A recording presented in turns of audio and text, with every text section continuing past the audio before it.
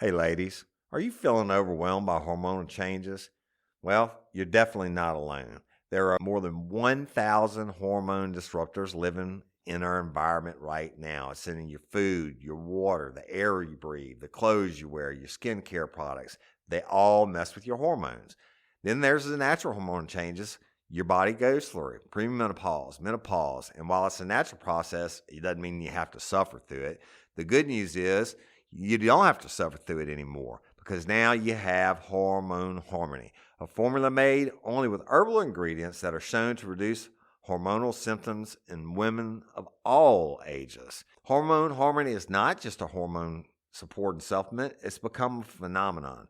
Women can't stop talking about it on social media. A bottle of Hormone Harmony is sold every 24 seconds. And the biggest benefit?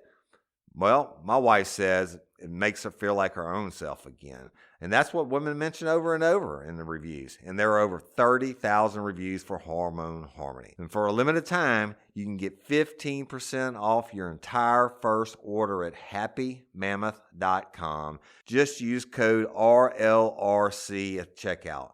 That's happymammoth.com and use code RLRC for 15% off today. That's happymammoth.com and use code RLRC. How to have fun, anytime, anywhere. Step 1. Go to ChumbaCasino.com. ChumbaCasino.com. Got it. Step 2. Collect your welcome bonus. Come to Papa welcome bonus. Step 3. Play hundreds of casino-style games for free. That's a lot of games. All for free? Step 4. Unleash your excitement. Woohoo! Chumba Casino has been delivering thrills for over a decade. So claim your free welcome bonus now and live the Chumba life. Visit ChumbaCasino.com. VGW Group. No purchase necessary. Void where prohibited by law. See terms and conditions. 18+. Real Life, Real Crime is a true crime podcast brought to you by Woody Overton and executive producer Toby Tomplay.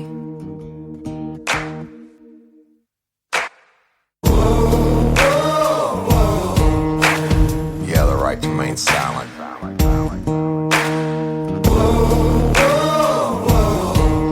Anything you say can and will be used against you in a court of law. You have the right to an attorney prior to and during any questioning. You can't afford one, the court will appoint one for you. You understand your rights? Your crime spree was over, son. Yeah, you thought you had it licked, but Detective Overton made your sugar turn to shit.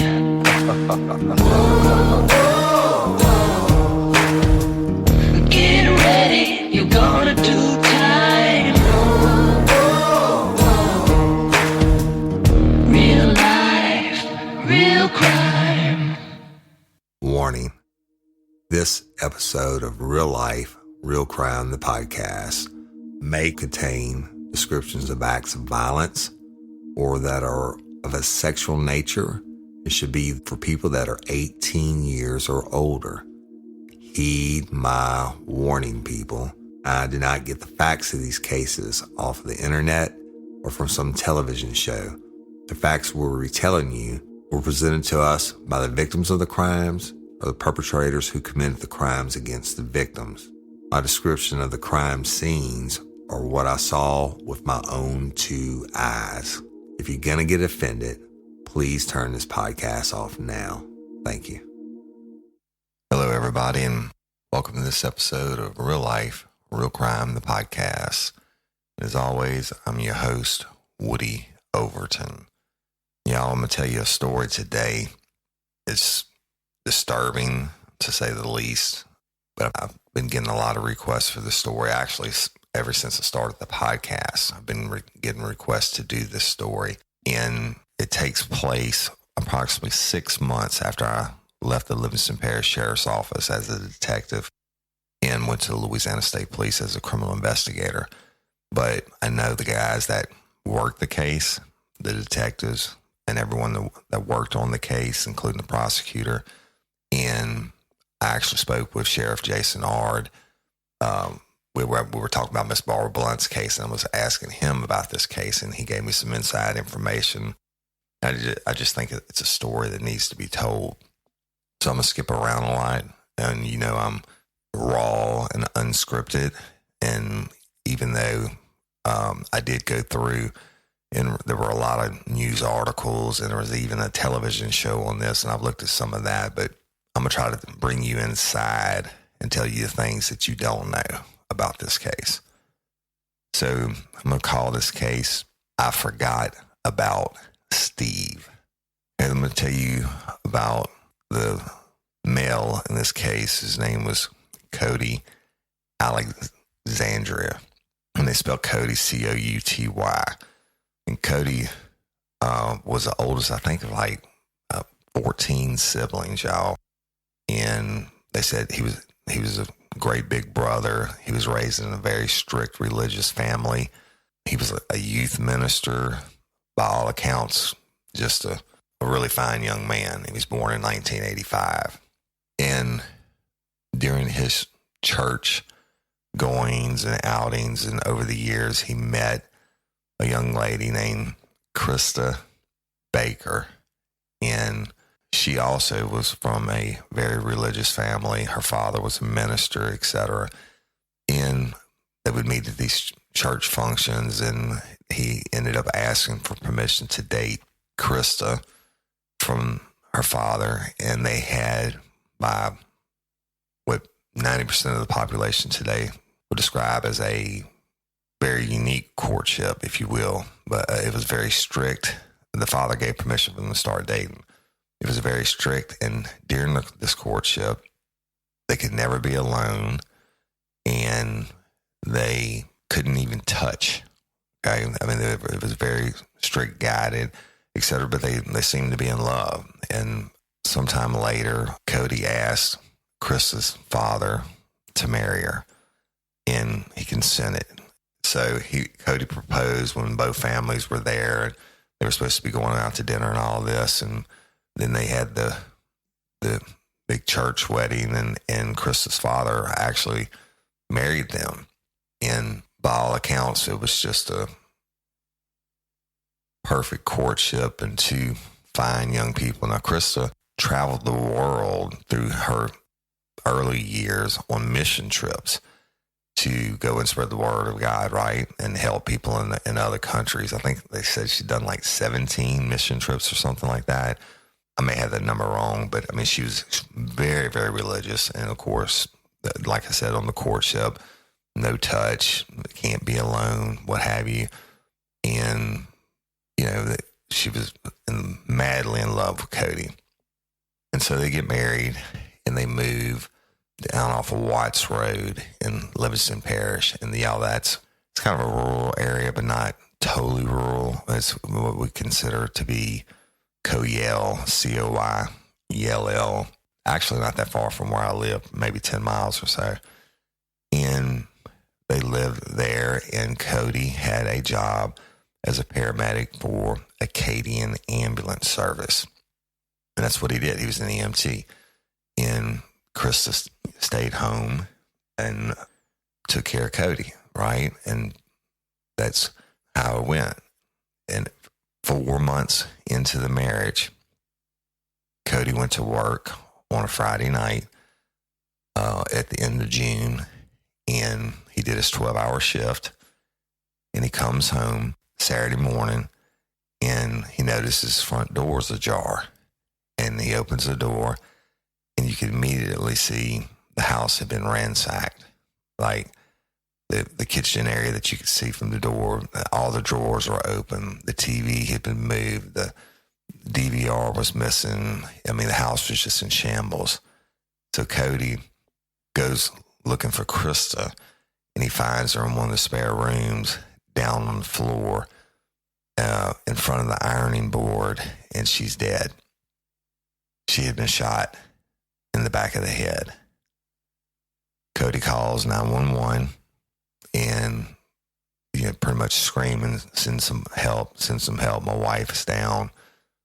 And so they did. All the uniform patrol guys roll out, and then they get there and they observe Krista, deceased, obviously, on the floor, and then they end up calling out the detectives. Detectives arrive and do what they do, right? Now, you're talking about Livingston Parish Sheriff's Office at the time. Jason Ard, who's now the sheriff, was the chief of operations, and he wasn't a kind of guy that would sit around and let this kind of case come to him. He responded to the scene also. Of course, all the detectives get called out. Remember back then, y'all, I told you it was small, and they had like 8 general detectives, et cetera. So whenever a homicide happened, pretty much everybody got called out, plus whatever detectives were on call for the weekend. So they arrive, and Cody tells detectives that just what I told you, that he went to work and he came in, found the house ransacked, found her dead on the floor. And okay, that's fine, right? We're going to work the scene, or they're going to work the scene. And so they would call out the Louisiana State Police Crime Lab. They cordon off the whole area, let the crime lab come in and work the scene. And the crime lab recovered a 9mm spent casing, shell casing, meaning that's the case by Krista's body. That's the case, and they came out of whatever firearm that killed her, right? Let me tell you this. Cody also tells them when they're there, and he's giving them a statement. He says, Krista's pregnant. Krista was pregnant. And that like 3 to 4 months pregnant. Okay. So now you have this young bride who's been murdered, and she was pregnant. So, the detectives in the sheriff's office, of course, you're always going to be in your A game on homicide anyway, but now it's like really up there. So they've recovered the shell casing, and they go back out to talk to Cody again. Now, Detective Chuck Watts, you have heard me talk about him in old stories and past episodes of Real Life, Real Crime. He was my first trainer when I was in detectives, and I call him Dear Old Dad, right? But I also call him Homicide Chuck, because the thing that he would get excited about the most is a homicide. I mean, he had been doing it forever, well over 25 years probably at that time. And regular cases just pretty much didn't excite him, like burglaries and stuff like that. And I'll tell you a quick story. Chuck is also the one who, on the story Cajun Queen, when we were in there at the end of that long day and I hadn't eaten, and he asked Calvin Bowden, or he asked the victim in that case, who was a transvestite, he said, well, what would your friends think about Calvin? And that's when the guy looked at Calvin and said, they would think he's cute. But then he turned to me and pointed and said, but him, golly, he's scrumptious, tall, dark, and handsome, eating that catfish with that hot sauce, and he's a Cajun Queen, whatever, right? So Chuck was always kind of an instigator. He liked to play jokes. But we had the back office back then, and Chuck had been assigned a burglary of like a heavy piece of equipment. Somebody broke into it, and probably kids or whatever, not really important, but they left like a pry bar or something in there. And that pry bar had been sitting on his desk. He hadn't sent it in for fingerprint or whatever, and however long. But the person whose piece of equipment was kind of a bigwig in the parish. And Chuck did not like to get called on the carpet in front of I call him Mr. Kearney, Chief Kearney Foster, right? So we were sitting there one day, and I forget who it was. It was back there with me. It may have been Brad Trull. But I said, watch this. When Chuck came in and he sat down at his desk, I said, hey, Chuck, that guy called. Or he said, what guy? I said, the guy who's Dozer got burglarized. I said, that crowbar right there, he said he's pissed. So he said he wants to know about fingerprints or DNA off of that tool that you found, that you recovered from this thing. And he said, I said he's going to call Mr. Kearney. Boy, Chuck jumped up. He ran and got a pair of gloves. He slapped them on, and he got the fingerprints dust out, and he fingerprinted that thing, and then he ran out of the office. I got to go tell Stan. Stan Carpenter was our chief of detectives. I got to go tell Stan. because he was, he just knew he was going to get called on the car for Mr. Kearney. And then when he ran out of there, I didn't think he was going to take it that serious. So I called Stan and I said, hey, Chuck's coming down there, and it's bullshit. This guy really didn't call in. I was just trying to get a rise out of him. And he came back about 10 minutes later. Chuck was red in the face. He was so pissed off. And the Stan came in and chewed her ass. I was like, don't y'all have anything better to do than play stupid ass games? But anyway, if it was a homicide, you wanted Chuck working it, okay? Because he put his everything into it, and he's a master at interview and interrogation. And I gained a lot of my knowledge from him, and a lot of my best techniques from him. I adapted from Chuck Watts or Dear Old Dad or Homicide Chuck. But I was gone. And like I said, I'd left for the state police maybe 6 months before, and you could better believe the body hit the ground. Chuck Watts was going to get the call no matter what. And so they call him out, and he goes to the scene, and he interviews the guy again. And meanwhile, they're sending other detectives around to see if anybody, to talk to neighbors. It's kind of rural. Like I said, the houses are not that close together. And during the story, Chuck asked Cody, did he own a 9mm pistol? And Cody says, oh, yeah, I did. He said, I sold it yesterday. He said, well, who'd you sell it to? And he said, well, I sold it to a guy named Steve. And he said, who's Steve? And he couldn't give any more information. He said, well, he drove a small truck, and it had a dent in the side of it. And he said, but I sold him the pistol for $400 and my 9mm. And he just couldn't give me more information on it. But he said he came inside my house, and Krista actually served us lemonade.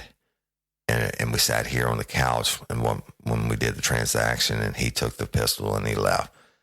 So now you got a suspect, right, Steve? Right? You're thinking, you don't know that the gun matches, but you're thinking that there's a 9mm casing. And now, listen, Cody's family had arrived by this time. Krista's family had arrived. I mean, this big, strong support through their faith and for him. And by all accounts, Cody was just a great guy. I mean, just a pure as a driven snow, right?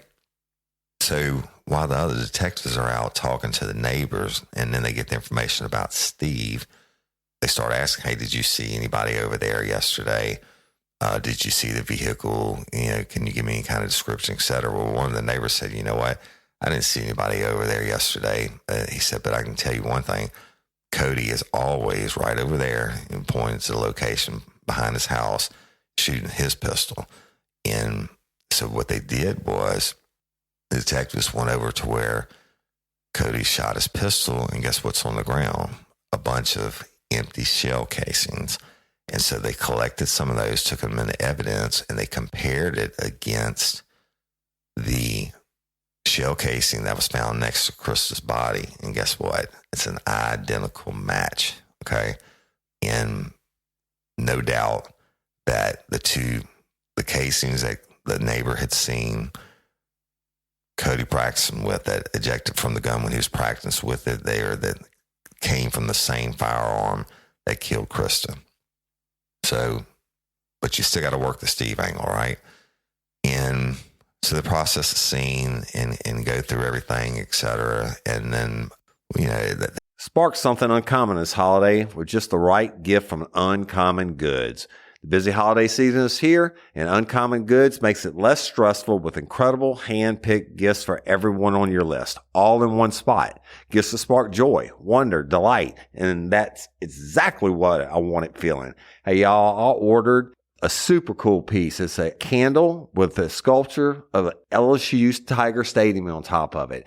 And each officially licensed laser cut wooden replica features up to 4 layers of detail, creating a bird's eye view of a specific football field, seating section, and more. And every label includes your stadium's name, the team's logo, and school location. And it has a coconut, soy, vegan wax infused with sandalwood smell that creates tailgates and touchdown scent profile, reminiscent of game day. It's invigorating like fresh cut grass and nostalgic like smoke from a pre-game grill. in common like the crisp autumn air of a new semester on campus. Y'all, I love it. I have it at the base of my TV, and I'm ready to watch the Tigers play on Saturday night, right? Uncommon Goods. Look, when you shop at Uncommon Goods, you're supporting artists and small independent businesses. And many of their handcrafted products are made in small batches. So shop now before they sell out this holiday season. Uncommon Goods looks for products that are high quality, unique, and often handmade or made in the U.S. They have the most meaningful, out of the ordinary gifts anywhere. They even have gifts you can personalize. From holiday hosts and hostess gift to the coolest finds for kids, to hits for everyone from the book lovers to diehard sports fans. Uncommon Goods has something for everyone, not the same old selections you can just find anywhere. And with every purchase you make at Uncommon Goods, they give $1 to a nonprofit partner of your choice. They've donated more than $3 million to date. So to get 15% off your next gift, go to uncommongoods.com/RLRC. That's uncommongoods.com/RLRC for 15% off. Don't miss out on this limited time offer. Uncommon Goods, we're all out of the ordinary. Hey y'all, let me tell you about Gobble. All Gobble meal kits are pre-prepped. That means less work for you and less waste in your kitchen. Their meal kits include everything you need so you can save time at the store or just skip that trip entirely. I got the box in and I had 3 different meals. I had a Kung Pao chicken, crispy fish tacos, and a beef bourguignon, however you say it. But let me tell you about the classic beef bourguignon. Look, it came with beef pot roast and a beef broth concentrate, red wine demi-glaze, cremini mushrooms, cipollone onions, mashed potatoes, baby carrots, and rosemary thyme butter. It was so easy to make. Literally like 15 minutes it took Cindy. And let me tell you something, and all the dishes were fire, but this thing was like a taste explosion in my mouth. It's just unreal. We've got to spend more time together and more time doing the things we love because everything came in this one single box right to my door. So see what a difference Gobble will make for your household. Right now, they're offering my listeners a fantastic limited time deal. You get $120 off across 4 boxes plus free shipping and free cookies. And let me tell you, those cookies, I ate one that was sin baked and it was delicious. Go to gobble.com/real life. That's GOBBLE.com/real life for $120 off your first 4 boxes. This offer is not available on the home site, so don't miss out. This is genius. It's taste explosions in your mouth like you never had. It takes a long time, y'all. It's not like it is in a movie. I mean, you're talking 7, 8, 9 hours. Then Crystal was sent for the autopsy, and it turns out I think she was close to 16 weeks pregnant. So now you have the murder of Krista, and the Louisiana charge is feticide, of murder of an unborn baby. It's just a tough thing, a horrible, horrible case, and a tragedy for everybody involved. And listen, my deepest sympathies go out to everybody's family that's involved in this, right? And so, but it goes on and it comes back around. But they, and when I was talking to Sheriff Art about it, and he was giving me some of the inside scoop, he said, Woody, he said, let me ask you this. He said, when we got there and we go in, he said, every single drawer in the house was pulled open. He said, I'm talking about, when he said, you're looking at the kitchen and every single kitchen drawer was pulled open. He said, what does that tell you? I said, well, that if the boy isn't into dope, now we've worked cases like that where every single drawer is pulled open, but it's because somebody was looking for dope. And I said, if he didn't have dope in the house, it tells me it's staged. He said he also owned a bunch of firearms and had them in the house. And he said none of his firearms were missing. And every single drawer was pulled open. Some of her stuff was missing, but not all of it. He said the DVD player had been unscrewed. Now listen, if you're going in to rob somebody, and even when not homicides involved, in the cases I've worked, when people go in just to steal electronics, they yank them out, right? First of all, not trying to leave fingerprints or DNA or whatever, and they just simply yank it out and they get another cord later on. This one had been the person had taken the time to move the television and unscrew the DVD player. And I mean, why would you take a DVD player and leave all the firearms? I mean, most of the times when kids do burglaries, they just take the stuff that they can carry, but they certainly would have chosen a firearm over a DVD player. But he also told me that he said, Woody, she was found face down right in front of the ironing board, and the iron was on the ironing board, and when we got there, the iron is still hot. Well, problem with that is, y'all, the irons have built-in shut-off switches, right? So, she'd been down a long time. And so if she's killed 12 hours before, that iron wouldn't have been hot. Or it appears that maybe the iron had just been set up and plugged in recently. And right, I mean, the shut-off switch would have been on there. It wouldn't have been hot, y'all. It keeps them from burning houses down. He said it just stunk. He said it just didn't feel right. And, he had a bad feeling about it. So what they do is Chuck gets Cody up to the sheriff's office, get him on his turf. And I told you Chuck's a master at it, and I learned this trick from him too. And so now Cody's been up for a while, and he's giving a story about coming home. He's all distraught and the crying and everything, and the family's up there, and they're giving him hugs and praying with him and all this. Before he goes back, Chuck gets him back there, and he's not going to come at him hard to start with. He's going to be soft, and let me tell you, Chuck is a tall, good-looking guy. He's an older gentleman, gray hair, like the silver fox, right? But always kept himself physically fit. Very, very intelligent. And as far as law enforcement is concerned, just interrogation is simply one of the best. So Chuck's already been dealing with him, but now he knows he has some holes in the boy's story. He knows, well, the 9mm casing from outside that he practiced with and the one inside certainly doesn't prove that Cody did anything wrong. I mean, the guy could, certainly Steve could have came back and killed her and robbed the place, right?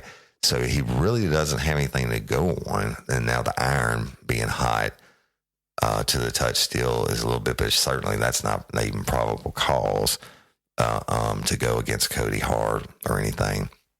But Chuck pulls old trick out of the bag, and he gets him in there, and I can just see him, hey, Cody, again, I'm sorry for your loss. He's very soft-spoken.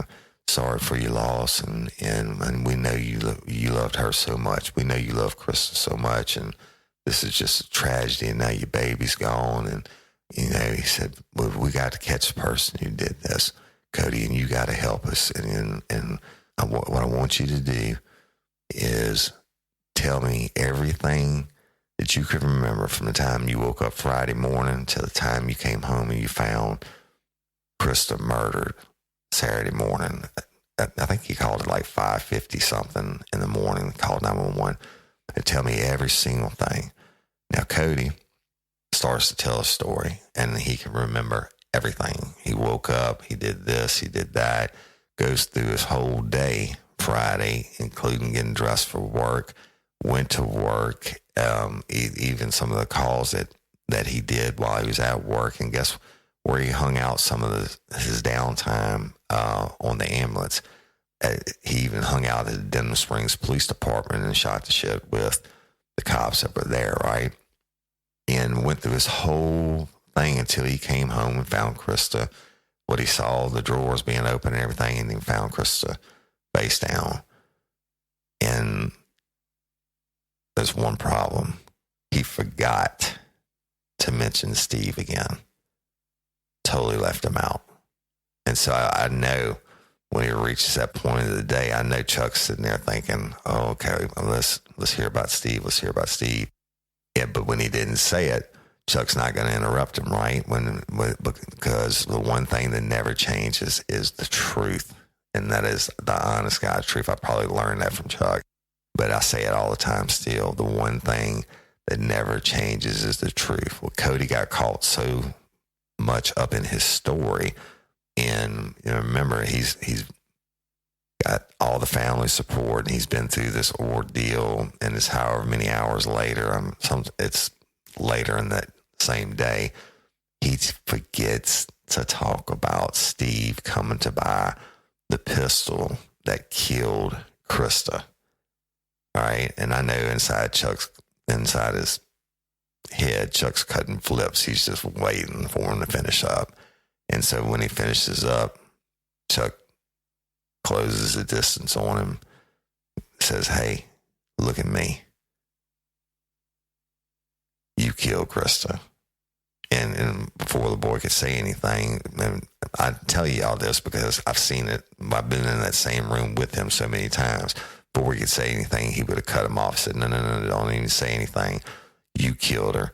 There's no denying that you killed her. And the question is, are you a monster, or was it some kind of accident? Because I don't believe now Chuck wouldn't have gone hard against him yet. He would have said, I don't believe you're a bad person. You're a good Christian man.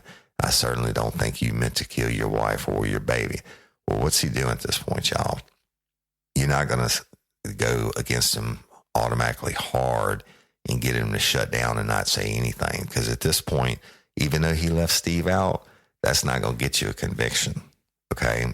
I mean, certainly it's damning on Cody's part, but it's not going to get you a conviction. So you just want him to change his story at all. And so Chuck says, dude, you forgot about Steve. And Cody was like, oh.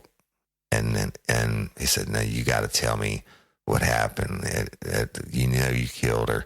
But if it's an accident, you got to let me help you and tell your story. He would have said, other than that, all I can think is you're this dirtiest, cold-blooded murderer that I've ever met in my entire career, that you execute your wife and your unborn baby. Well, Cody changes his story and breaks down and starts crying. And he said, I shot her. And he said, I was going to sell my pistol. And so I was getting ready to go to work, and I was playing with the pistol, and I was moving through the house, kind of like doing like SWAT tactics or whatever, clearing rooms. And Crystal was in the room, in the closet in that room. He said, and I came around the corner, I accidentally brushed the gun against the back of her head, and the trigger went off, and she went down. And he said, I panicked, and so I went around and opened all the drawers and stuff, and I tried to make it look like a burglary. Okay, from a detective standpoint, you got him right. I mean, you got him to change the story, but you don't want to stop there. But you don't want to put him on the defensive yet. You've got to get something to verify that at least that his lie part is true. And so Chuck would have asked him after Cody tells everything right that he did. He would have asked him questions like, "What did you do with the DVR?" Or the main one would be, "What did you do with the firearm?" And he said he threw it out down the road, and he gave the location. And Jason, or the sheriff now, told me, he said, I actually went and with him and recovered the firearm, and it was down by the Bayview Tavern. And y'all heard me talk about the Bayview before in Trust No One. It's a swamp bar. It wouldn't have been that far. It's probably halfway between my house and Cody's house. So he says he accidentally shot her in the back of the head, and then he staged to look like a burglary. Then he went down and threw the pistol out, and that's confirmed. They were able to confirm that that pistol was the one that shot Krista. And so at some point, Chuck would have started ratcheting up more after he knows they get the pistol, because you want to get more out of him, right? You want to try to say, what else? Anything damning that you can use against him. Because right now, the only thing he's admitted to is if he was telling the truth, is a negligent homicide. I mean, still a bad deal. But at some point, Cody just shuts up and that's it. That's his story and he's sticking to it. It was accidental. I was playing around with the gun. I happened to come to the room and it brushed against the back of her head and accidentally went off. Well, good. They booked him on second-degree murder and first-degree feticide for the death of the unborn baby and obstruction of justice for pulling out all the drawers, et cetera, and lying and saying it was a burglary. Now, the detective work doesn't end there. There's a lot of things that they have to do, and they put the case together from the shell casing, the neighbors witnessing him practicing with the gun, and then his lies about where they recovered the gun and everything else.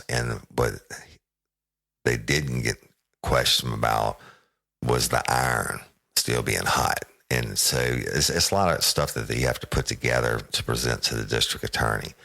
Now, they did it. They did the best.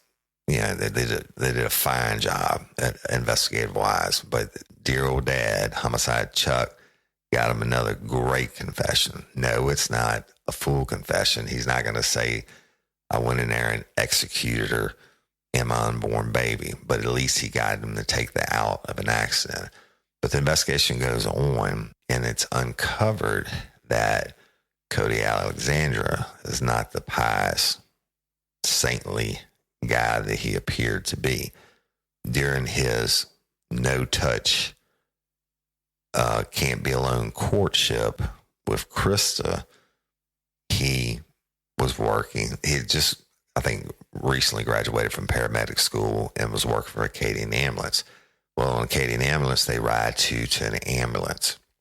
And that's long nights, y'all. I mean, if they're not on a call, they're sitting somewhere, they'll clean up the ambulance. And we always had a great relationship with our Acadian drivers, right? And on every major scene, I mean, you had to use them. But turns out Cody, even though he couldn't have alone time with Krista or touch Krista, he was certainly getting it somewhere else. And he was having an affair with his co-worker that he rode the ambulance with. Now, of course, they would try to downplay it. When it came out, they tried to be downplayed as, just kissing and fondling, maybe stuff like that. But he admitted, or the detectives proved that they spent the night in a hotel room together. All right. And twisted part of it is Cody actually took his wedding china and used it, two full place settings, and used it to set up and serve dinner to this other girl, right? This is after he's married, but before Krista's death. And so, I mean, you got a mindset going on here, right? Evidently, pure evil. But the one thing Cody couldn't have happen is a divorce because of his religious upbringing, etc. Now, he's booked in. You're going to trial, people. You heard me talk about it so many times. Second-degree murder, the least you can get is life in prison. Plus, he's looking at the killing his unborn baby on top of that. Why not death penalty? I don't know. I mean, that's just I just don't know of a worse case that you can do than killing somebody that's so sweet and innocent and lived their whole life to help other people, other than you kill your own baby. You know that the baby is in there. It's over 3 months. You kill her and you kill your child at the same time. Why? So you could be with another woman. Going to trial. Cody at some point quits and cooperating naturally, right? He's had enough to say. But Chuck Watts, the detectives, I mean, it's one thing, backing it up, it's one thing to have to tell somebody your family member's been murdered, right? But it's another thing when you got to walk out there and tell all these people, the parents and them, that your son-in-law murdered your daughter and your grandchild, right? I mean, it's just devastating for that family. Hey, y'all, you want to set your child up for success? Is your child struggling with a specific subject or need help with the subject? Is your child ahead, not getting challenged enough in class? Well, IXL Learning is an online learning program that enriches your homeschool curriculum. It offers practice in math, English, language arts, science, and social studies while adapting to each child, meeting them where they are. Plus, IXL encourages students to become curious and empowers them to choose how to learn. Look, we homeschool our son. No doubt about it. He's more of a visual learner, and we use IXL, and Cindy teaches him, and there are so many different benefits to the program. It adapts to exactly what he needs in different areas. So IXL is the perfect supplement to your homeschool curriculum. IXL offers interactive practice problems, educational games, lessons, and video tutorials for every topic you're teaching at home. It's easy to use, time-saving. Everything on IXL is organized by grade, subject, topic, and subtopic, making it simple to find activities for the exact skills you're covering. IXL offers instant feedback and explanations of new topics as kids use the program. Kids can explore any topic in any grade level. They aren't forced into a single learning path like they are on other programs. If you're homeschooling your child because they were falling behind or because they were too far ahead like our son, IXL is a great program to help them get the exact support they need. Kids love IXL's positive feedback awards and educational games. IXL is trusted by 15 million students worldwide and has proven to improve performance in over 75 scientific research studies. Make an impact on your child's learning. Get IXL now. And Real Life Real Crime listeners can get an exclusive 20% off IXL membership when they sign up today at IXL.com/today. Visit IXL.com/today to get the most effective learning program out there at the best price. And don't forget, Real Life Real Crime listeners get 20% off. Y'all, we really do use this product, and it's been a godsend. Hey, y'all, let me tell you about Mochi. Mochi is a telehealth platform that connects patients seeking medication-based weight loss treatment with board-certified doctors and dietitians to help them determine the best treatment options to accomplish that goal. Mochi's program is completely virtual, meaning you can access their services anywhere in the United States and you will be meeting with their team online. You deserve doctors that listen. Mochi is dedicated to providing holistic, patient-centered care that prioritizes overall well-being with the goal of transforming how weight management is approached. Mochi Health takes a holistic approach to weight loss that includes visit with board-certified doctors, nutrition consultations, and medications delivered to your door. Science-backed medications including GLP-1s like Ozempic and generic compound versions, affordable and accessible regardless of insurance coverage. With Mochi, their dietitians work hand in hand with your medication to create personalized nutrition plans that fit your lifestyle. Reach your weight loss goals with science-backed, FDA-approved GLP-1 medications and support from real doctors and guidance from registered dietitians and help with making easy and sustainable changes to achieve results. Y'all have seen this. My wife has done it. My brother-in-law has done it. One of my best friends is doing it, and it really is an amazing process that works. So get started at joinmochi.com and use code RLRC to receive $40 off. That's join, JOINMOCHI.com, and use code RLRC to receive $40 off and let Mochi help change your life.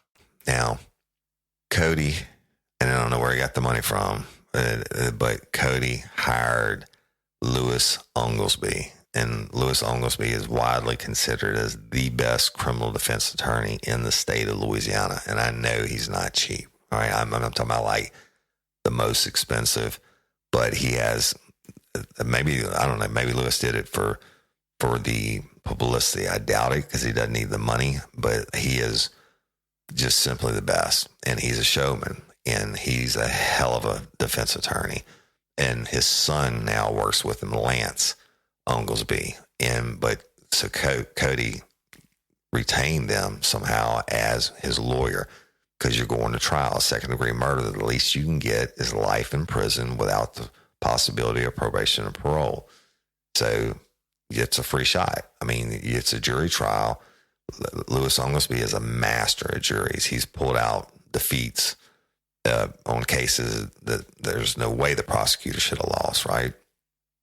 So we're going to trial, and Louis Oglesby tried to get Cody a plea bargain before the trial.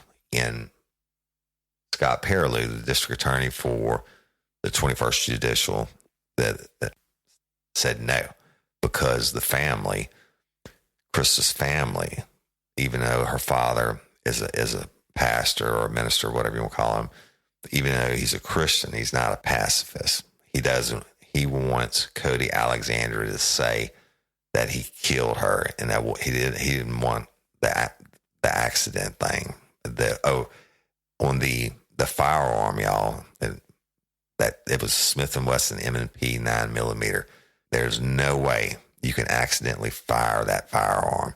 Part of its safety on it is you have to, when you hold it, you have to be holding it tight from the back. There's a safety on the back. It's like a pressure point safety on the back of the firearm. If you don't have a firm grip on the weapon, you cannot pull the trigger. So anyway, I know I'm skipping around. When we go into the trial, the prosecutor, of course, it's the district attorney, Scott Perilou, but his top prosecutor is Charlotte Hebert, and I think her last name is Foster now. She's actually a judge, and she is the top dog. She was like, at the time, would have been the Chuck Watson. She's one they're going to call in the biggest case, the biggest high-profile cases. Y'all have heard me talk about her before, and she's just absolutely one of the best prosecutors in the entire world. We butted heads sometimes, she and I did, but I have nothing but respect for her, and I've seen her work wonders with a jury. Now, certainly she knows Louis Oglesby's capabilities, but we got the case, right? And they go for voir dire, which is jury selection, and that's the term for jury selection in Louisiana, and they end up picking 6 men and 6 women to hear the case. Charlotte starts the case and starts putting on the first responders and then the crime scene techs and then Chuck, and they go through all the lies the boy told and everything. Then they go through the affair, and she puts on a really great case. On the defense side, Louis Oglesby is throwing shade wherever he can on Charlotte's witnesses, and he's doing the best job that could be done from the defense standpoint because he's that good. Goes through it, and when it get done, not the trial's done, but Charlotte's done, the prosecution rests, right? The defense gets on, and who did they put on the stand? Cody Alexander. And he took the stand. He was on the stand for over an hour and a half. But Louis Oglesby did not question him. He let his son, Lance, question him. And he was asked about it afterwards, and he said, the reason why is I felt that the jury, that my son had spent a bunch of time with Cody, and they were almost of the same age, and I felt the jury would feel the connection between them rather than an old man asking questions.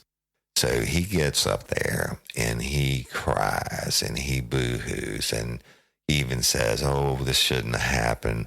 It was an accident, and we should have a however many month old baby now, I think an 8-month-old baby, and just cries and how he loves her, and he's so sorry, but he's sticking with the gun accidentally went off, and just the biggest boo-hoo, poor pitiful me show.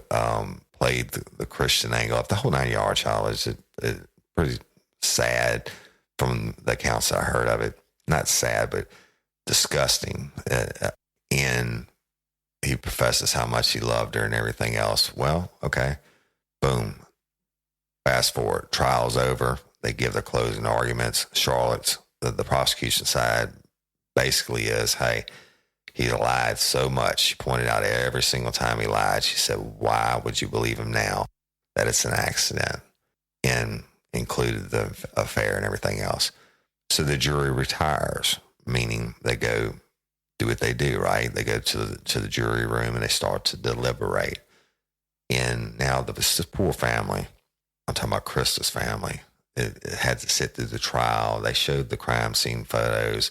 Oh, let me tell you this, the autopsy, it was, the pistol was literally put to the back of Krista's head. I think the back left side, and contact wound, execution style. I mean, there's just no way in hell that it was an accidental anything. And anyway, so even after he shoots her, right, he's an EMT. I mean, why isn't there blood on the different sides of her face, wherever you rolled over and checked her pulse or try to give her CPR or whatever? Hey, at least you maybe could have gave her CPR long enough to keep the baby alive. They maybe could deliver a 4-month-old baby.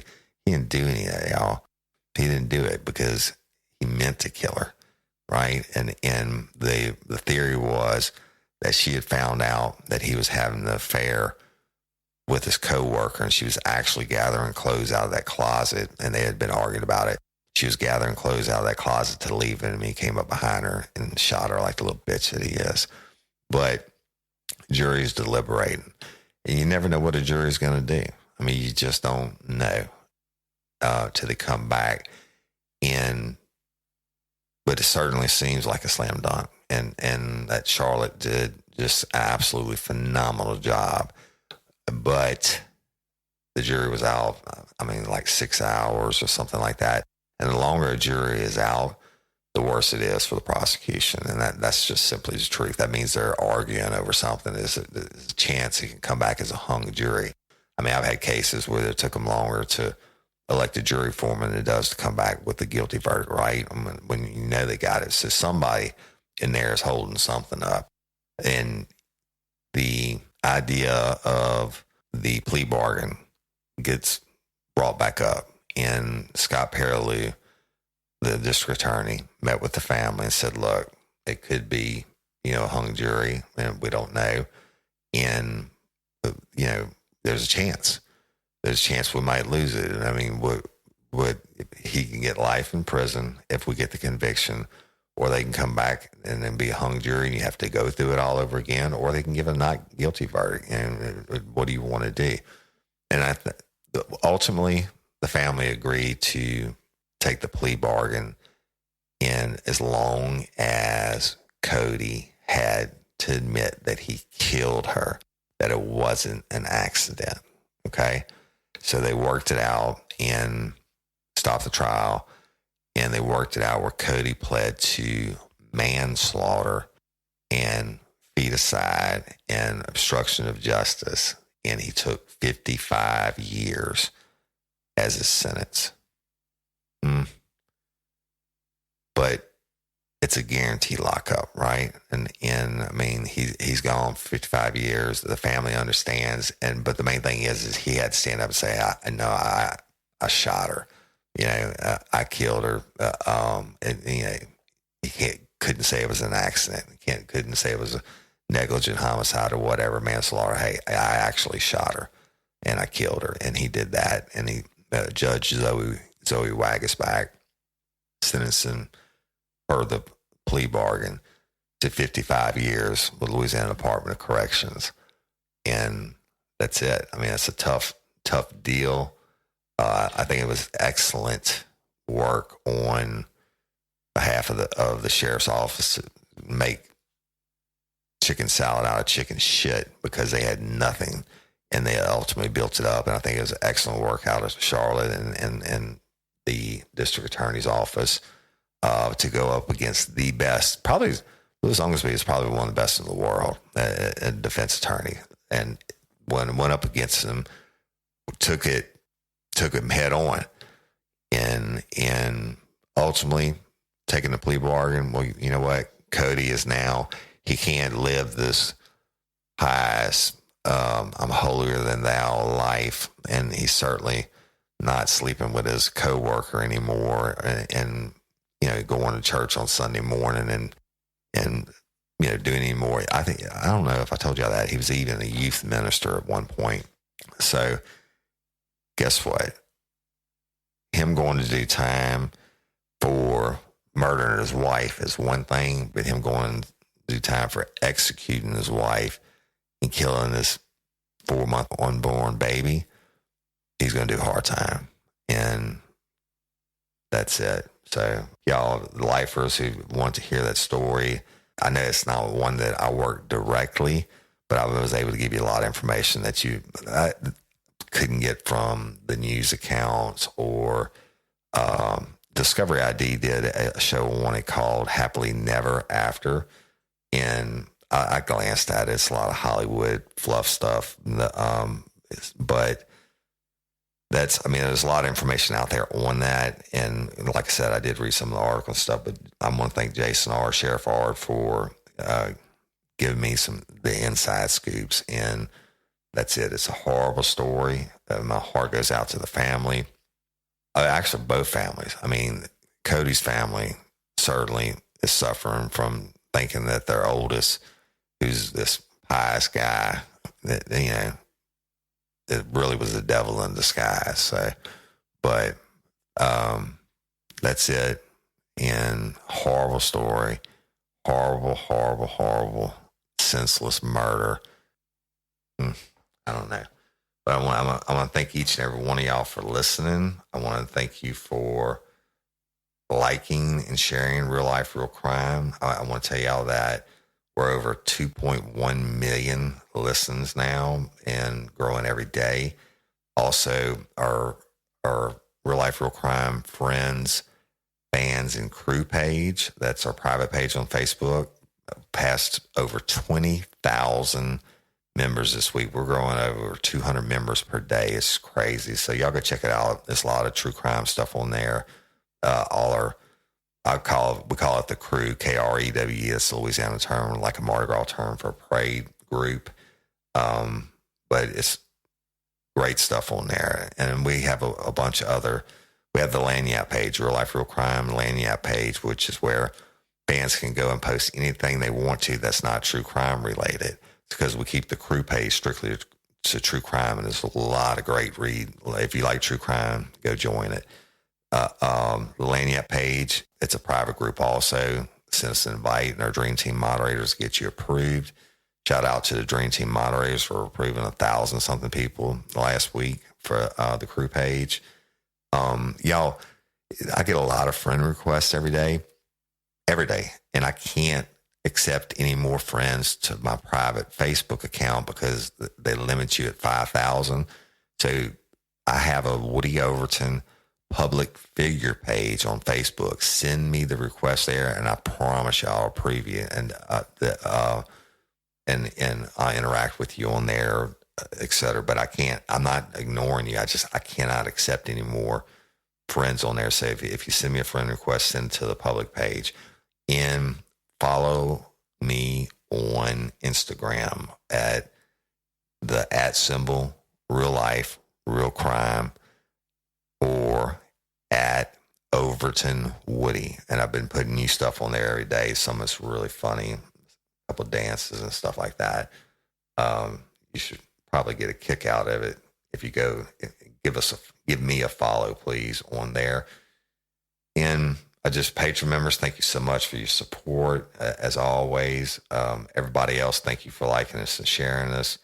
And I just really appreciate you. Now, I said this on the last episode, and I'm going to do it. Lifers, be a hero. Give the gift of life. My personal mission is to get people to sign up to be an organ donor. LOPA, or the Louisiana Organ Procurement Agency, is the nonprofit that runs it for Louisiana. And y'all are saving lives every day. There are so many people out there that are waiting on organs that are going to die if they don't get it. So if you can go to lopa.org/LTC and click on that. It takes like 2 minutes, and you can sign up to be an organ donor. And no, you don't have to be in the state of Louisiana. You can sign up from out of state also. And you can select when you go to that site and they have a click down. How'd you hear about it? Choose LPLTC, Criminal Justice. That stands for Livingston Parish Literacy and Technology Center, Criminal Justice. And they also have one on there for real life, real crime lifers. So lifers, be a hero. Give the gift of life. And I'm Woody Overton, your host of Real Life, Real Crime, the podcast. And until next time, forever, don't let me catch you down on Murder by You. Peace. Get ready, you're gonna do time. Real life, real crime. Real Life, Real Crime is a true crime podcast brought to you by Woody Overton and executive producer Toby Tomplay. It is Ryan Seacrest here. Everybody needs some variety in life. That's what I love about Chumba Casino. They know how to keep things fresh and exciting. All their games are free to play, like spin slots, bingo, and solitaire. You can claim free daily login bonuses, too. And they release new games every week. So spice things up with ChumbaCasino.com now for your chance to redeem some serious prizes. Sponsored by Chumba Casino. No purchase necessary. VGW Group. Void where prohibited by law. 18 plus terms and conditions apply.